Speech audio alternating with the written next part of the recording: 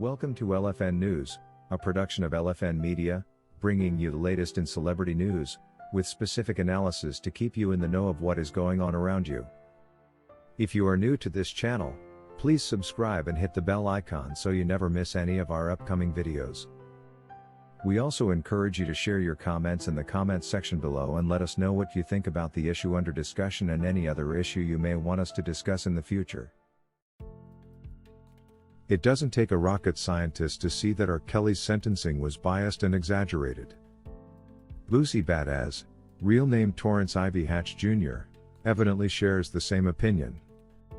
Now, Boosie has always been an R. Kelly fan, and has openly confessed on how his opinion of him has not changed in light of all the accusation against him. The Louisiana rapper, who has always taken a firm stand in defense of R. Kelly in the wake of the allegations against him, took yet another animated stance over the 30-year sentence handed to the singer-songwriter, arguing it was very exaggerated and uncalled for. Although the 39-year-old rapper is known for his rather controversial opinions, most look at him as someone who is real and speaks out openly on cases of unfairness and injustice, making him their hero of sorts. Let's face it, I think the world needs more and more of such outspoken individuals that can speak real about some of the most controversial issues around us.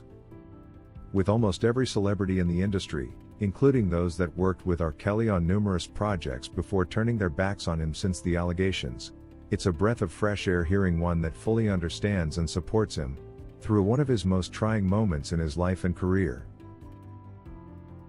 Boosie has consistently, and rightfully defended R. Kelly from when the allegations first came to light, and he had earlier expressed his bitterness about R. Kelly's conviction itself. Upon Kelly's conviction in September 2021, Boosie was quick to say R. Kelly got railroaded on similar charges he was facing in 2008, an accurate analysis of the situation. In fact, even case analysts say the government's decision to charge Kelly with racketeering was a very tactical move, intended to jointly charge isolated events that happened many years by simply trying to plead around the statute of limitations to bring in a RICO charge, which was inappropriate. Former federal prosecutor, Shanlin Wu, suggested the use of racketeering in this type of case was very unusual, but went on to praise it as a bold and creative use of the law. Although it can be termed as bold and creative, it's a very aggressive use of the law, because it merely assumes that for someone to have been an alleged abuser of so many other people, then they must have had help. Even R. Kelly's lead attorney, Jennifer Bonjean, was quick to comment right after the sentencing, citing that R. Kelly was overcharged. Last December, Boosie said he believed the groupies were exaggerating their stories of how they were treated by the I Believe I Can Fly hitmaker. He argued that all that stuff about being withheld in somebody's house against their will is made up, wondering how one could leave a woman in the house against their will and go on tour for 2 weeks, then later allow her walk around in public and she doesn't make any effort to flee. You know, she hasn't been taken advantage of, because she is doing all this willingly. He explained. In an interview with Vlad TV on July 8, Boosie controversially proclaimed that Kelly was only given a harsh sentence because he is a rich African American, and that he had seen lighter sentences for way worse crimes, including murders. The outspoken rapper had tweeted that he knew people who had gotten 15 to 20 years for murder, and here was R. Kelly being sentenced to 30 years. And for what exactly? While the rapper admitted that the Ignition singer could have made some mistakes along his career, he continued to emphasize how the sentence he was handed was way too harsh, and how people have escaped with mere probation for similar, or related crimes. Boosie went as far as putting the blame on the parents of these women, posting a screenshot of a court document, alleging that a 17-year-old girl's mother engineered her relationship with the singer, and actively misled him about her age. Boosie shares these same sentiments with almost all R. Kelly fans around the world. Cassandra says, "Clearly R. Kelly was given an unfair, exaggerated sentence of 30 years, but the appeal will set the record straight. It is evident that the jury was biased and compromised, and they were not objective in their sentencing at all.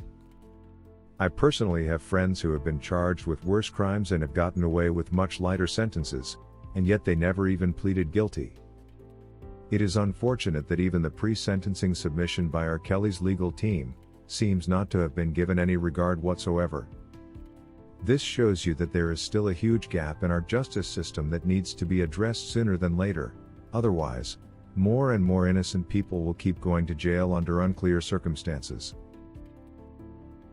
Lucas says, "It is no surprise that Kells was wrongly convicted and heavily sentenced for the alleged crimes that were never really backed by evidence. In fact, the evidence against some of the parents was even more glaring, but was any of this put into consideration? No. Why? You may ask. These parents remain free and untouched, while Kells is wrongfully convicted and sent to jail. How unfair. The appeal will prove to the world that justice shall always prevail when sought, and Kells will serve as a proof of that." Mia says, "Indeed, R. Kelly was unjustly charged and unfairly over-sentenced. It is disturbing to learn that just because someone chose to allow himself get close to his apprentices, then he deserves to end up with a whole 30-year sentence. This is wrong. Clearly, in the absence of real tangible evidence, government used unfamiliar, far-reaching tactics to incriminate and charge R. Kelly unfairly. He is now unfairly languishing in jail and has had his whole career and reputation greatly ruined over mere allegations from a bunch of groupies. Very absurd. Let's hope the pending appeal will bring real justice to the R&B king and see him get out, a freeman." Meanwhile, Kelly is scheduled to face yet another similar federal trial in the Northern District of Illinois, scheduled to begin on August 15th. He also faces a similar trial in Minnesota, whose dates have not yet been set. Attorney Steve Greenberg, who formerly represented R. Kelly in the Brooklyn criminal prosecution, will also represent him in the Chicago case. He too maintains that Kelly was overcharged in the case and that it shall be appealed. That's all we had for you today. Thank you for watching LFN News, a production of LFN Media, giving you another view of issues at hand. To get notified whenever we post a new video, subscribe to this channel now and hit the notification icon.